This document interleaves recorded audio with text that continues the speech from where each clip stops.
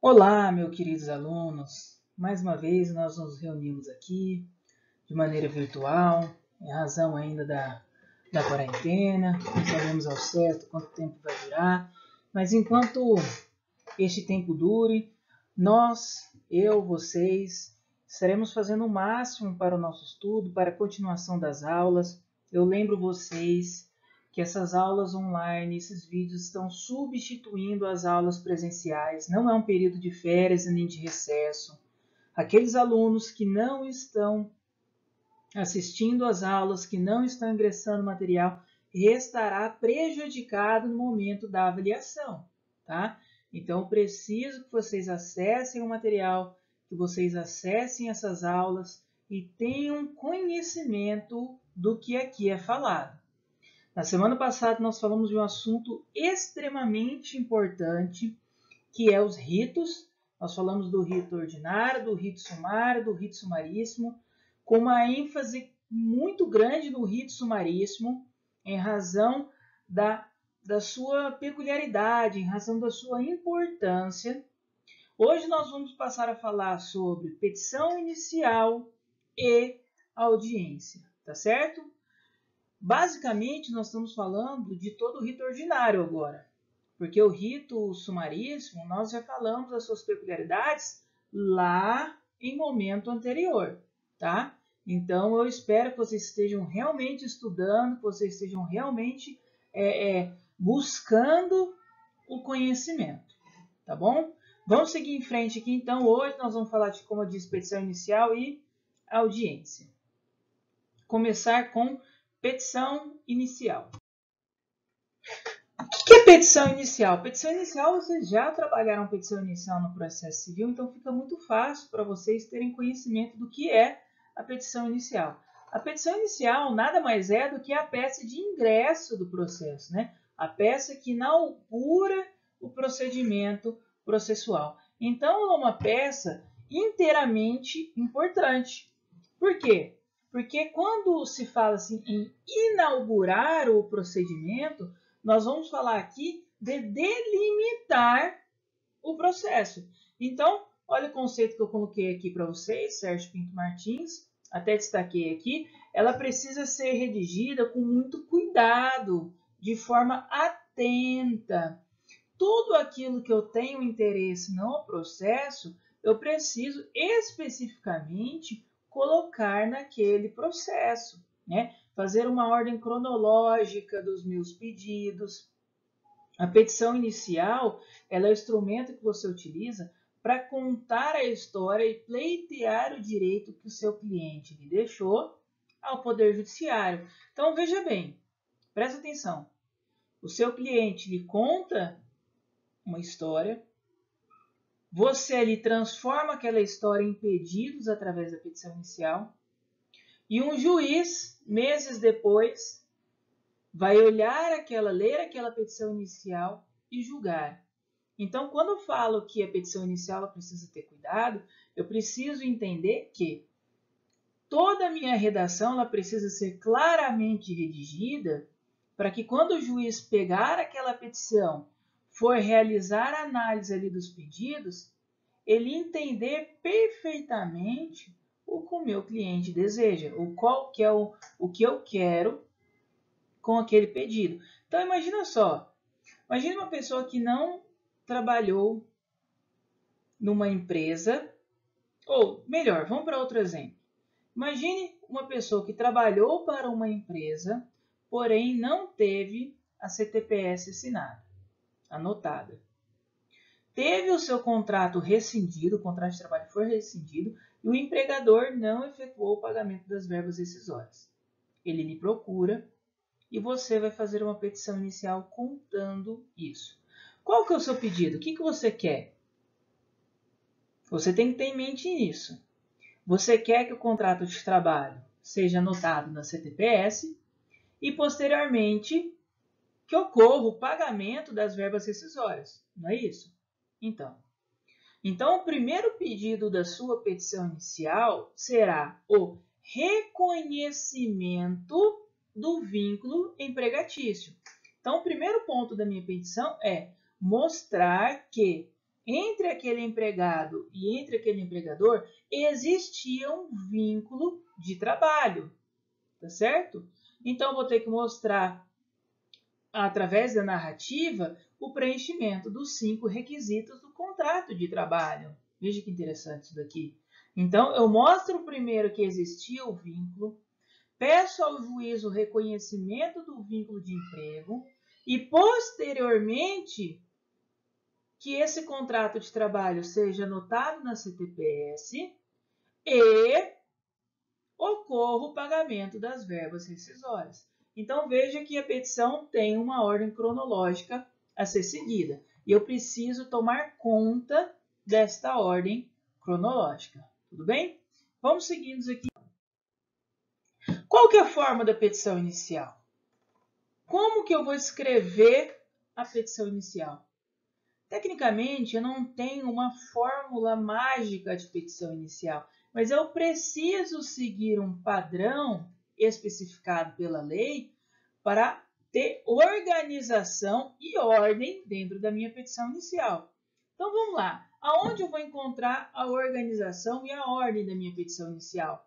Eu vou encontrar isso lá no artigo 40 e parágrafos da CLT, onde, primeira coisa, ela vai dizer que a petição inicial pode ser tanto de forma escrita quanto de forma verbal, tá certo? Então, o artigo dispõe que ela será de forma escrita ou de forma verbal. Hoje, todas as pessoas que estiverem assistidas por advogado, obrigatoriamente a petição inicial ela deve ser escrita, em razão do sistema processual judicial eletrônico. Então, o advogado ele não pode fazer a petição verbal, ele precisa escrever a sua petição e protocolar de forma eletrônica, tá? No jus postulandi, ela pode ser verbal. Tudo bem? Tranquilos também? Vamos lá. Aqui. Requisitos. Os requisitos estão no parágrafo 1º do artigo 840 da CLT. Também utilizamos o artigo 319 do CPC apenas de forma subsidiária, como nós falamos, tendo em vista que aqui o processo do trabalho tem regra própria com relação aos requisitos da petição inicial. Prestem atenção aqui, ó. Parágrafo 1º do artigo 840 da CLT. Quais são os requisitos? Primeiro, designação do juiz do trabalho a quem ela for dirigida. Então, nós retornamos àquela aula de competência, onde nós falamos, primeira coisa, para protocolar um processo, eu preciso saber qual que é o juízo competente. Então, é um dissídio individual? Você está pleiteando o direito de um reclamante? Se sim, se você está pleiteando o direito de um reclamante, quem será o juízo? A vara do trabalho. Aí, seguindo as regras de competência com relação à questão territorial, aula que nós já trabalhamos, terceira aula lá, terceiro encontro nosso. Então, eu preciso seguir a regra de competência, dissídio individual, vara do trabalho. Se for um dissídio coletivo, aí essa petição inicial será dirigida ao tribunal. Nós trabalhamos também as competências originárias do Tribunal Regional do Trabalho e também do TST, tá certo? Então, preciso ficar atento a esses pequenos detalhes. Segunda, qualificação das partes. E aqui a qualificação da empresa, eu preciso incluir o CNPJ. E a qualificação do empregado, ela passa uma qualificação um pouco diferente do que vocês estão acostumados no processo civil. Por quê? Porque eu tenho que colocar CPF, RG, o número da CTPS, a série, e o número do PIS. Eu deixei aqui, ó. CPF, RG, aqui, e o número do PIS. Por que eu tenho que colocar esses números? Porque são dados interessantes para o processo do trabalho. Eu vou precisar disso, principalmente se eu quero a anotação da carteira de trabalho, eu preciso do número da CTPS, eu preciso do número do PIS. Se eu estou fazendo um pedido de liberação de FGTS, de depósitos fundiários, eu preciso do número do PIS. Então, são dados que necessariamente precisam constar no processo. O próximo, exposição dos fatos. Até nós já falamos ali na introdução da aula. Os fatos devem ser expostos de forma coerente e cronológica. Eu não posso começar lá do final para o começo. Eu preciso ter uma ordem cronológica. Então, comece explicando para o juiz. O reclamante foi contratado na data tal para trabalhar na função tal, no horário tal, os dias da semana, depois a sua remuneração, coloco lá a evolução da remuneração, quanto que ele ganhou na primeira, quanto ganhou no segundo ano, no terceiro ano, coloco a data que ele foi despedido, coloco qual foi o modo da rescisão do contrato, né? Se é rescisão por iniciativa do empregado, se é rescisão por iniciativa do empregador, se foi uma justa causa, explico o que aconteceu. Então, faça uma exposição de forma clara, para quem estiver lendo aquela petição inicial, ter ali de forma clara o esclarecimento. O juiz ele precisa entender, ele precisa de dados para julgar. Quanto mais dados eu der para ele, quanto mais claro eu for, maior a facilidade de julgamento do julgador. Em tempos em que nós falamos em juízes, amontoados de trabalho, poucos servidores, pouco dinheiro, o tempo ele é muito curto. Então, preciso ser objetivo e claro. Não preciso ficar enrolando muito tempo, falando, divagando o que aconteceu. Não, eu preciso ser claro nas minhas posições. Não preciso falar que ele chegava todo dia, como ele chegava no trabalho. Não, eu só preciso dar os dados específicos que o Poder Judiciário necessita. Tá? Então, preciso fazer uma forma clara e objetiva. Aí até coloquei aqui, ó, para vocês irem acompanhando, data de admissão, da dispensa, última remuneração, horário de trabalho, função exercida, tá bom? Especificar bastante.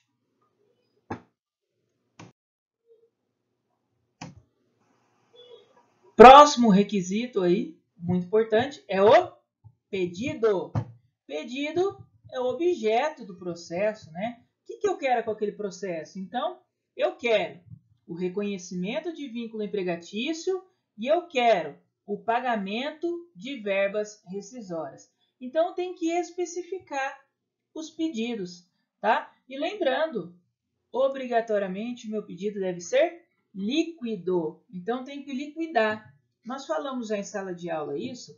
O que é liquidação do pedido? A liquidação do pedido é eu especificar exatamente o pedido. Olha, eu quero pagamento de verbas rescisórias. Tá bom. Mas quais verbas rescisórias?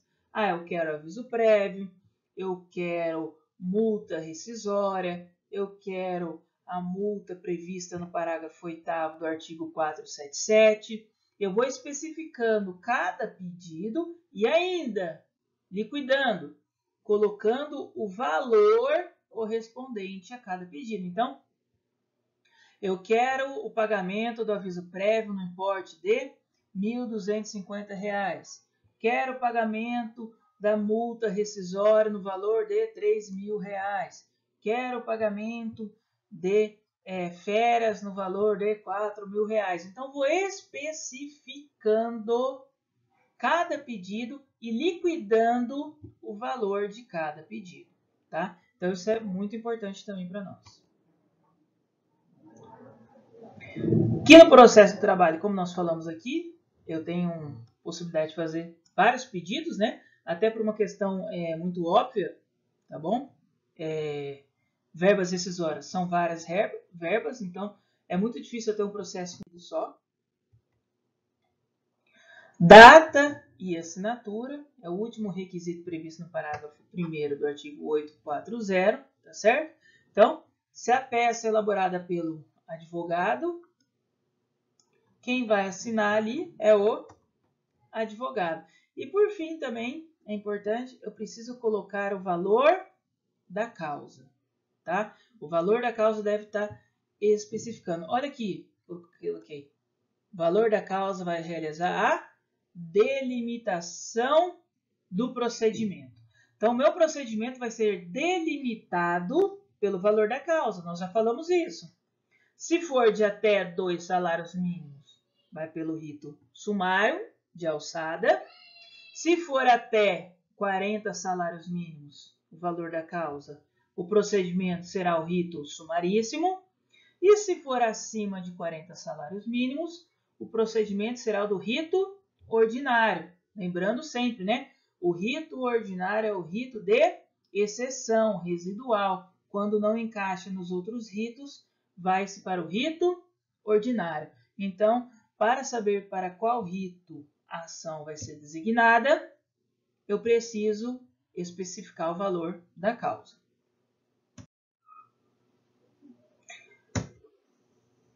Documentos. Os documentos deverão acompanhar a petição inicial, tá? Então, para cada fato alegado, eu preciso colocar um documento. Se eu não tiver documento, nós vamos estudar depois, que é a possibilidade da produção de prova testemunhal, tá certo? Mas eu quero deixar um exemplo aqui. Se o empregado requer salário-família,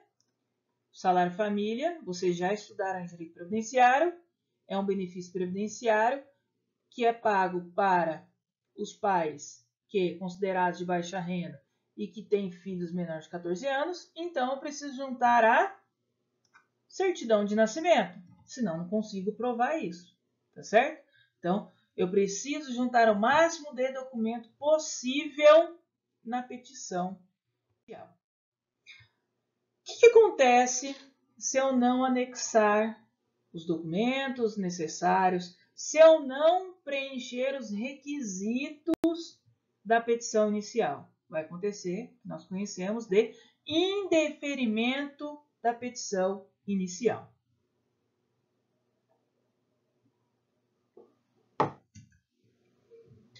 Então, tá aqui.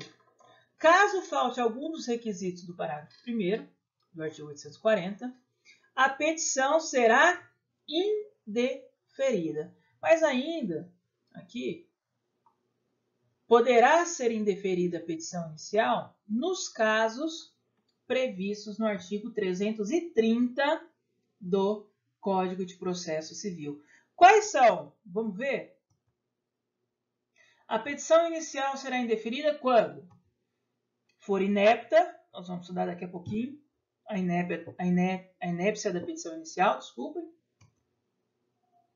A parte for manifestamente legítima, nós já estudamos isso.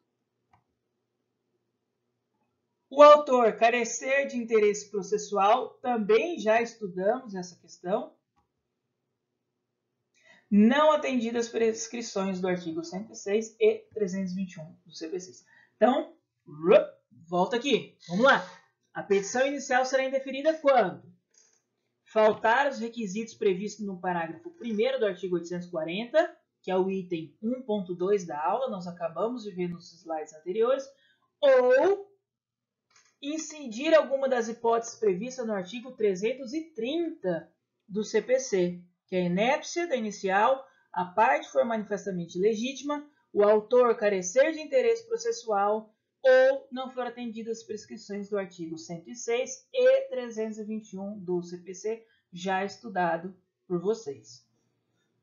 Vamos à frente agora então. Vamos entender o que será considerado inépcia da petição inicial. Quando ela será considerada inepta? O parágrafo 1º do artigo 330, ele traz a nós o conceito de inépcia da petição inicial. Então, eu sei quando a petição inicial será inepta pela visualização do parágrafo 1º do artigo 330. Vamos lá para o artigo, vamos fazer a leitura. Faltar o pedido ou causa de pedido, também nós já estudamos os elementos da ação, tá certo? Então não tem pedido ou não tem causa de pedir, você não formulou os pedidos, tá? A ação está sem objeto. O que eu quero com aquela ação? Não sei. Eu redigi tão mal a minha petição inicial que eu nem mesmo sei qual que é o objeto da minha ação. Então a petição inicial será considerada inepta. O pedido for indeterminado. Nós já falamos que o pedido na petição inicial, principalmente após a reforma trabalhista, precisa ser certo e determinado. Está até aqui, de novo, liquidação do pedido. A liquidação do pedido não pode faltar na petição inicial. Se faltar, ela será considerada inepta, tá? Próximo, da narração dos fatos não decorrer logicamente a conclusão. O que é isso? Os fatos são diferentes do pedido. Então, eu estou narrando uma coisa e eu estou pedindo outra. Eu estou narrando que ele faz jus ao adicional de insalubridade e no final eu estou fazendo um pedido de adicional de periculosidade. Não tem sentido. Não tem ali uma narração lógica entre o fato e o seu pedido ou a sua conclusão. Então, a petição precisa seguir uma ordem lógica para a sua conclusão, tá? Eu só posso concluir e efetuar os meus pedidos daquilo que efetivamente eu narrei nos meus fatos, tá bom?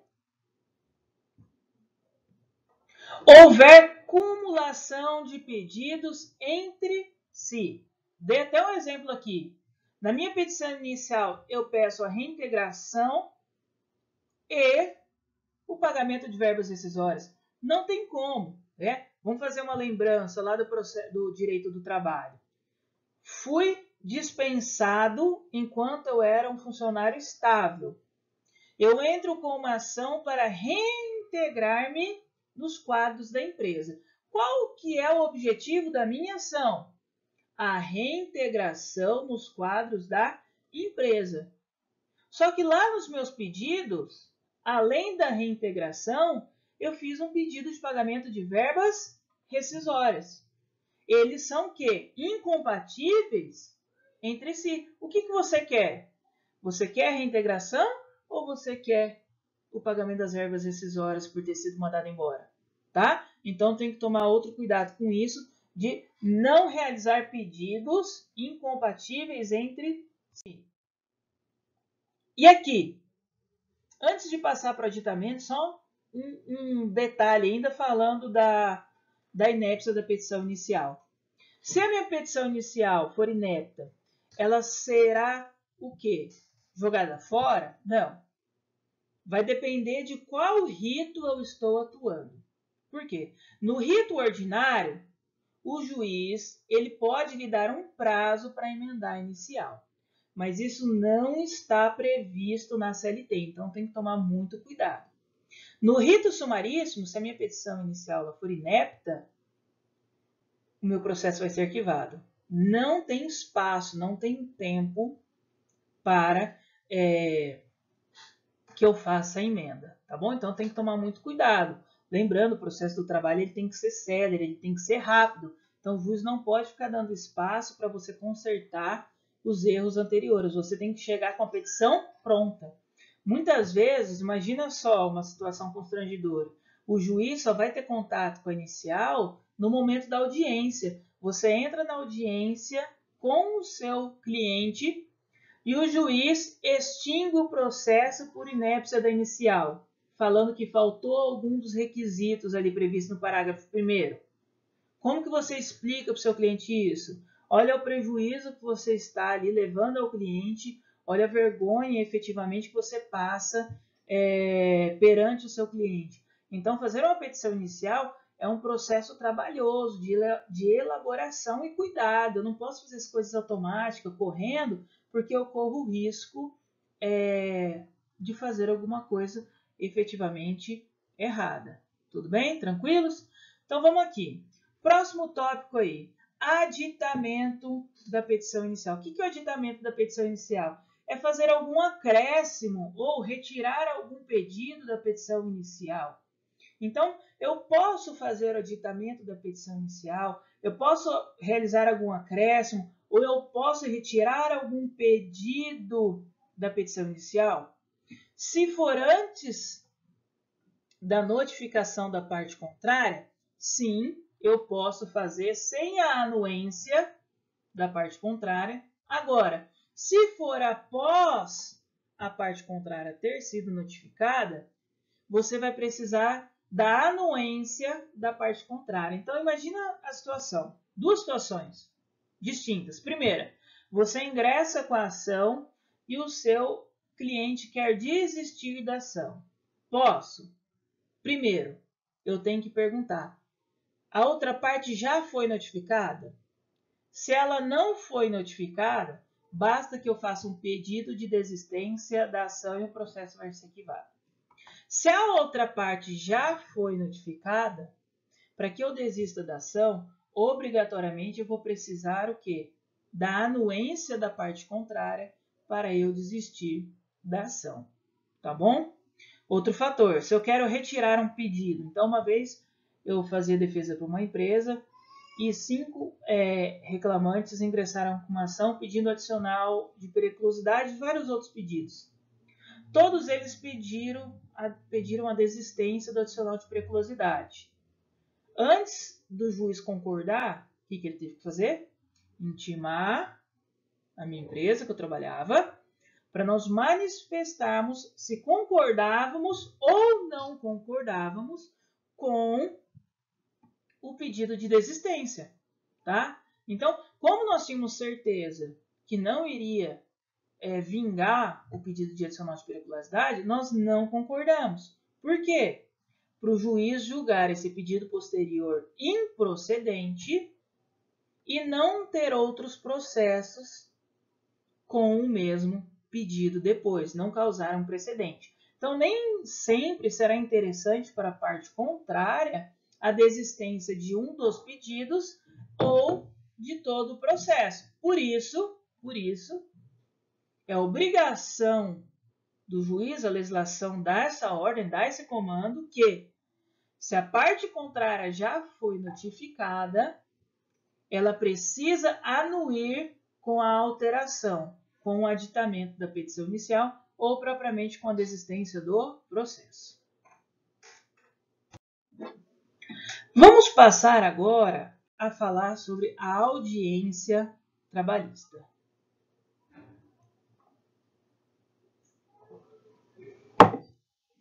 A audiência trabalhista é um procedimento bem interessante no processo do trabalho. Lembra quando nós falamos sobre o princípio da oralidade, da celeridade e da concentração dos atos processuais? Então, ele se concretiza no momento da audiência trabalhista, tá? Ele irá se concretizar agora, porque muitos atos processuais, a maioria deles, acontecerá especificamente no momento de ocorrência da audiência trabalhista. Então, é um ato solene e público, tá certo? Em regra, a audiência trabalhista ela é una. Isso significa que em uma única audiência irá acontecer a conciliação, a instrução e o julgamento da causa. Até coloquei aqui embaixo. Ó. Conciliação, instrução e julgamento da causa. Tá? O juiz ele pode fracionar isso daqui. Ele tem essa possibilidade, tá bom?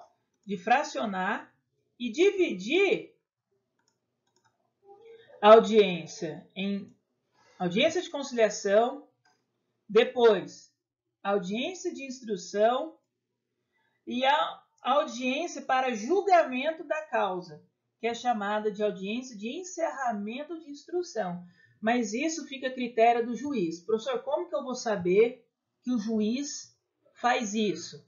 Na notificação para a audiência, você, empresa, vai pegar a notificação, lerá a notificação e terá lá, está lá escrito: intime-se a empresa reclamada para audiência de conciliação.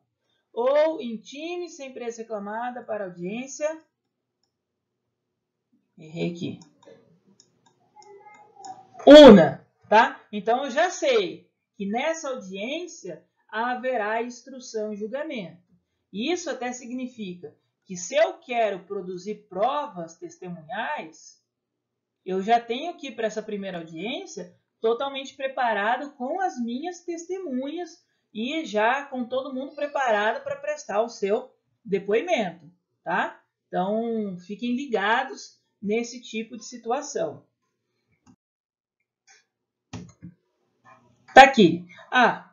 Que eu falava para vocês, tá? Em observância aí ao princípio da oralidade e da concentração dos atos processuais. Olha só como muita coisa acontece na audiência. A audiência é um dos momentos mais importantes do processo do trabalho. Processo trabalhista, reclamação trabalhista, o momento mais importante é a audiência trabalhista. Então, você tem que ficar muito preparado para esta audiência. Tá? Você tem que estar bem preparado para a audiência trabalhista. Vamos lá. Primeira coisa, aberta a audiência. O juiz vai realizar a tentativa de conciliação. Não teve tentativa de conciliação. Ele vai juntar a defesa. Aqui, um detalhe. A defesa já vai estar no processo, porque você protocolou a defesa pelo meio digital, através do PJE, Processo Judicial Eletrônico, antes da audiência, tá? Então, já que a defesa tem que ser protocolada na audiência e o protocolo é feito de forma eletrônica, você tem que protocolar, obviamente, a defesa antes de iniciar a audiência. Então, horas antes, momentos antes de você ir para a audiência, você vai protocolar a defesa e aí sim seguir para a audiência, tá bom?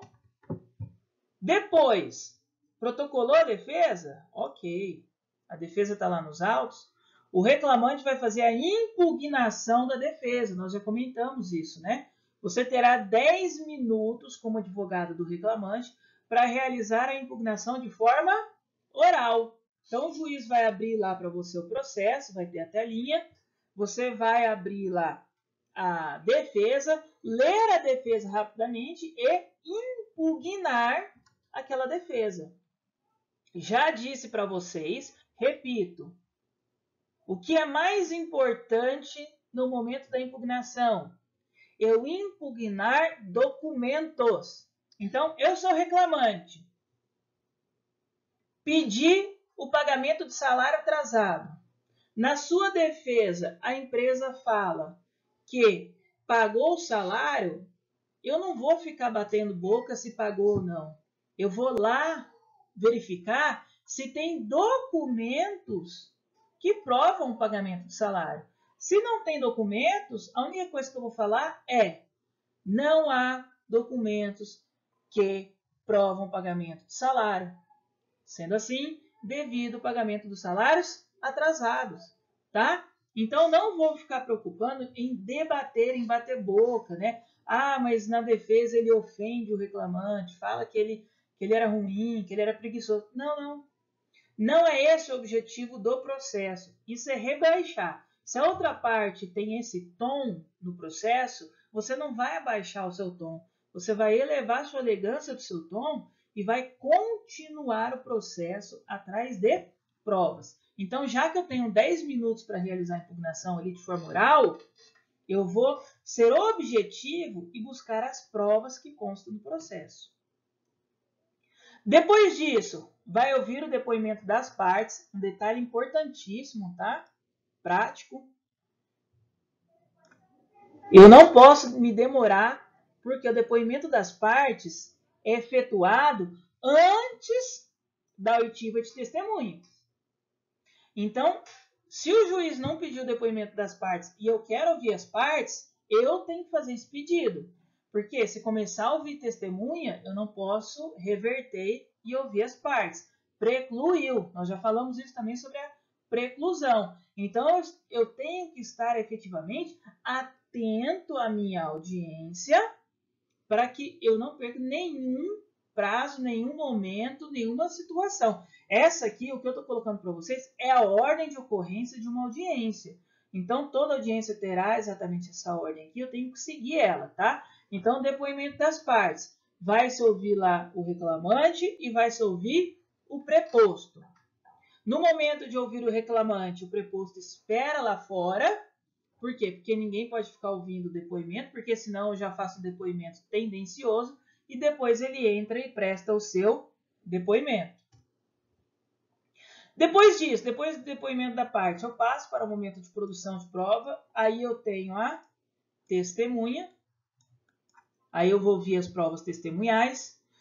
Como nós já dissemos, se for no rito sumaríssimo, eu tenho até 2 testemunhas. Se for no rito ordinário, eu tenho até 3 testemunhas para cada parte. E acabada a audiência, encerrada ali a produção de provas, o juiz vai perguntar se vocês querem produzir alegações finais ou razões finais no prazo de 10 minutos para cada parte. Também deve ser feita de forma oral, tá? Partindo daí, o juiz pode tomar 2 procedimentos. Antes ainda, ele vai tentar novamente a conciliação, tá? Não houve conciliação. Ele vai para o julgamento da causa.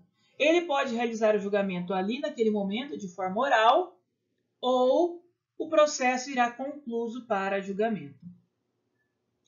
Como eu disse já lá no início, veja bem como o processo do trabalho é rápido. Tudo acontece na audiência em razão da celeridade. Por isso que eu falo em princípio da concentração dos atos processuais. Tudo vai acontecer na audiência, tá? Aqui, em razão da concentração dos atos processuais e do princípio da celeridade. Vamos dando continuidade aqui, então, à nossa audiência trabalhista. Figura importantíssima na audiência trabalhista. Figura, então, importantíssima. Quem vai à audiência trabalhista? Nós falamos lá na aula onde nós falamos de partes e procuradores, que quem representa a empresa ou é o sócio, ou na impossibilidade do sócio representar a empresa, será a figura de um preposto. Então, está aqui, ó. O empregador poderá fazer-se substituir por preposto. Parágrafo 3º do artigo 843 da CLT. O preposto, ele não precisa ser alguém que seja empregado da empresa reclamada, tá? Pode ser qualquer pessoa que tenha conhecimento dos fatos. Como eu disse naquela aula, o preposto, ele tem uma relevância e uma importância. Porque quando ele fala na audiência, ele fala representando a empresa, tá? Então, uma vez um aluno me perguntou, professor, eu entrei hoje na empresa, eu posso ser o preposto? Pode. Ou, eu nem sou da empresa, sou uma pessoa qualquer, fui contratado para ser preposto. Posso ser preposto? Posso. Pode sim, tranquilamente. Ah, mas eu não trabalhava na empresa, eu não tenho conhecimento dos fatos. Tudo bem. A empresa vai ter que... Então, o preposto ele tem uma responsabilidade enorme na audiência trabalhista. Tudo o que ele fala vincula a empresa. Inclusive, nós temos uma questão muito peculiar com relação ao preposto, com essa vinculação. Por quê? Imagine só, o empregado alega que trabalha para uma empresa. A empresa diz que ele não trabalhou. Chega na audiência, o juiz pergunta para o preposto: o fulano trabalhou para a empresa? e ele diz que não sabe informar, será considerado como verdadeira a informação prestada pelo reclamante, tá? Então, o preposto, ele tem que ter conhecimento dos fatos. Ou ele responde sim, ou ele responde não. O não sei demonstra que ele não tem conhecimento dos fatos. E se ele não tem conhecimento dos fatos, presume-se ali a confissão. Presume-se que o reclamante está falando a verdade, já que ele não sabe explicar, então presume-se que o reclamante está falando a verdade. Então, o preposto, ele precisa ter conhecimento e ser orientado nesse sentido. O fato de ele não ter trabalhado na época, não tem problema. A empresa pode ter passado essas informações para ele, pode ter passado as informações para ele, sem problema algum. Ali, se eu, Luiz Guilherme, sou preposto, eu não estou representando eu, Luiz Guilherme. Eu estou representando a empresa. Então, a empresa ela é única, ela sabe de tudo. Ela tem que saber. Como que ela não vai saber quem trabalha para ela ou quem não trabalha para ela? Tá? Então, se o preposto fala que não sabe, presume-se que o reclamante está falando a verdade. Então, se ele é perguntado pelo juiz nesse sentido, o que ele tem que responder é: não, ele não trabalha para a empresa, não trabalhou para a empresa, tá? Ele tem que ser firme e convicto nas suas informações, porque senão a empresa ele pode ser prejudicada naquele momento, tá? Então tem que tomar muito cuidado com a figura do preposto. Ausência do reclamante. Se o reclamante não comparece na audiência, nós já falamos, o processo será arquivado, tá? Então, a ausência do reclamante procede o arquivamento do processo, salvo motivo relevante, uma justificação, um atestado médico, algo que possa justificar a remarcação desta audiência, tá? Então, se o reclamante não comparece na audiência, vou até colocar aqui, na audiência inicial ou na audiência una, ocorre o arquivamento. Então, gravem aí. A ausência do reclamante na audiência inicial ou na audiência una, ocorrerá o arquivamento da reclamação trabalhista, do processo, tá bom? Agora, a ausência da reclamada na audiência una ou na audiência inicial. Qual que é a consequência da empresa que falta a audiência una ou audiência inicial? Ausente o reclamado, ocorrerá ali os efeitos da revelia. Será considerado revel e confesso quanto à matéria de fato. É isso que está escrito no artigo 844 da CLT. Vou chamar a atenção a vocês aqui, prestem bastante atenção nesse ponto. A revelia no processo do trabalho, ela não é decorrente da ausência de contestação. Ela decorre da ausência da empresa nos autos. Então, fui intimado, eu sou uma empresa, fui intimado para comparecer a uma audiência considerada una ou audiência inicial. Não compareci, deixei de ir à audiência, o processo ele não vai ser arquivado. O processo continuará e ali eu serei considerada como revel. Confesso quanto à matéria de fato. Então, tem que tomar bastante cuidado com relação ao comparecimento em audiência. Lembrando, quem que representa a empresa na audiência? O sócio ou o preposto, tá? Fechando aqui, a ausência do reclamante na audiência inicial ou na audiência una, o processo é arquivado. A ausência da reclamada na audiência inicial ou na audiência una, ocorre a revelia, confissão quanto à matéria de fato. Olha o artigo 844 da CLT, vamos ler. O não comparecimento do reclamante à audiência importa o arquivamento da reclamação. E o não comparecimento do reclamado importa revelia, além de confissão quanto à matéria de fato. Muito simples, tá? Muito simples. Existe um detalhe que eu quero falar com vocês aqui agora, tá? Quando a audiência for exclusiva de instrução. Lembra que eu falei para vocês que o juiz pode fracionar audiência inicial de conciliação e depois uma audiência exclusiva para instrução e julgamento? Então, por isso que eu disse lá, a ausência do reclamante na audiência inicial ou una, e a ausência da reclamada na audiência inicial ou una. Por quê? Se a audiência for exclusiva para a instrução, a consequência das partes estarem ausentes, e aqui é para as duas, tanto o reclamante quanto o reclamado, é outra. A ausência do reclamante ou do preposto na audiência de prosseguimento, ou seja, na audiência de instrução, onde será prestado o seu depoimento, implica confissão. Então, olha só, muito cuidado.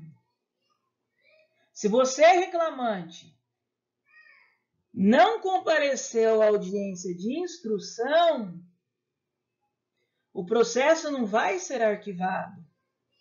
Ocorrerá ali a confissão e você provavelmente perderá aquele processo porque será considerado como verdadeiro as alegações e afirmações prestadas pela reclamada.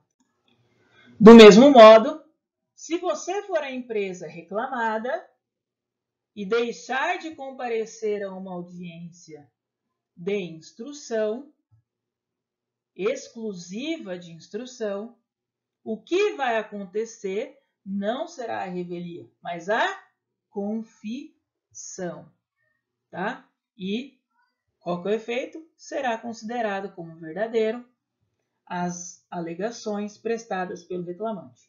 Então veja que nós temos três situações diferentes aqui que vocês precisam entender. Primeira situação, a ausência do reclamante na audiência inicial ou na audiência una. O processo será arquivado. A ausência da reclamada na audiência inicial ou na audiência una. Revelia será considerado confissão com relação à matéria de fato. A ausência do reclamante e da reclamada em audiência exclusiva de instrução, ou seja, o juiz fracionou as audiências. Será ali pena de confissão para a parte ausente. Então, cuidado com isso, tá? Presta bastante atenção com relação às ausências aqui. Olha esse caso hipotético. Vê se vocês chegam aí a um denominador comum nesse caso aqui, para a gente passar aqui para o encerramento da aula. Empresa reclamada devidamente intimada da audiência una. Apresenta defesa. O advogado comparece à audiência, porém, o preposto não chega a tempo de realização da audiência. Então, olha só. Ela foi regularmente intimada, apresentou defesa nos autos eletrônicos, a defesa está protocolada, o advogado está presente na audiência, porém o preposto não chegou. Qual que é a consequência para isso? Vamos lá. Primeira, vai ser o arquivamento? A audiência será remarcada porque o preposto não chegou? Será aplicada revelia porque o preposto não chegou? Ou o processo segue sem intercorrência, já que o advogado da parte reclamada compareceu na audiência e a defesa está nos autos. E aí, queridos alunos, o que vocês acham que acontece nesse momento? Vamos ver a resposta aí? Quem que marcou revelia, acertou. Por quê? O fato do advogado estar presente e a contestação protocolada não afasta os efeitos da revelia, tá? Nós já falamos lá que no processo do trabalho a revelia ocorre pela ausência de comparecimento da parte. Então, no caso, foi protocolado, o advogado estava, mas o preposto que representaria a empresa não chegou. Então, houve o quê? A ausência de comparecimento da parte. Tudo bem? Tranquilos aqui? Sem dúvidas? Então, tá bom. Então, até coloco aqui de novo, ó, o artigo aqui 844 para explicar. Não comparecimento do reclamado, da reclamada, importa a revelia. Então, se o preposto não chegou, o sócio não chegou, revelia, independente da existência de defesa nos autos e do advogado estar presente, tá? Quem representa o reclamado, preposto ou sócio. Se nenhum deles encontra-se na audiência, ocorre ali a revelia, tá bom? Dúvidas? Se vocês tiverem dúvida, mandem para o meu e-mail. De alguma forma, marque até nos comentários aí do vídeo que está no YouTube. De alguma forma, mande essas dúvidas. Não deixe essas dúvidas para frente. Repito o que eu falei no início do vídeo. Esse conteúdo considera-se como matéria dada. Eu estou gravando aqui com vocês com muito carinho, com muita atenção, porque isso daqui é matéria que será considerado como matéria dada. Será cobrado nas provas de vocês. Então, vocês precisam estudar, estar atento ao material posto. Assista a pré-aula, leia o material da aula, assista a aula e leia a pós-aula. Não há desculpa. Não há desculpa. Vocês estão sem aula. Então, vocês têm tempo suficiente para estudar. Nós não estamos de férias, tá certo? Então, cuidado. Cuidado que o prejudicado será você depois do momento do exame, tá? Estudem. Fiquem com Deus e obrigado mais uma vez por terem me escutado aqui. Até a próxima aula.